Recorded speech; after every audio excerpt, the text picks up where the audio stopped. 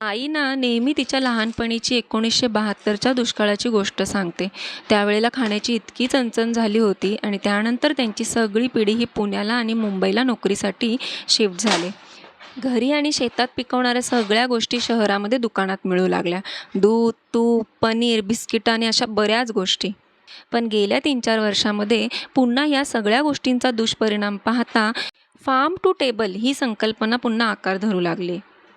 आणि त्यातूनच प्रेरणा घेऊन आमच्या घरी प्रोविलॅक नावाच्या कंपनीचं हे गीर गाईचं दूध आल्यामुळे लहान मुलांना आता कोणतं दूध द्यावं हा प्रश्न सुटला आहे.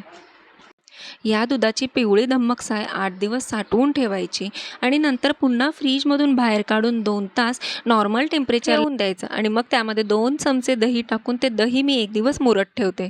ते दही 1 दिवस मुरलं की त्यामध्ये थंडगार पाणी टाकून लोणी बाजूला काढून घ्यायचं. आणि हे लोण्याचे गोळे जाड बुडाच्या टोपामध्ये किंवा कढईमध्ये तापत ठेवायचे आणि त्यातून बनतंय हे मस्त पिवळं छान तूप. हल्ली आता एक नवीन पद्धत आली आहे. 15 दिवस साय साठवून ती डायरेक्ट तापायला ठेवली की त्यापासूनही तूप बनवलं जातं. पण आधी साय आणि मग त्यापासून दही, दह्यापासून लोणी ही जी तुपाची प्रोसेस आहे ही जास्त फायदेशीर ठरते शरीरासाठी. मी बनवलेलं हे तूप हे रवाळ दाणेदार असून त्या तुपाचा वासही खूप छान येतो. म्हणजे मुलांना गीर गाईचं दूधही प्यायला मिळतं आणि त्यापासून पनीर, दही, तूप हे सगळे पदार्थ मी घरीच बनवते.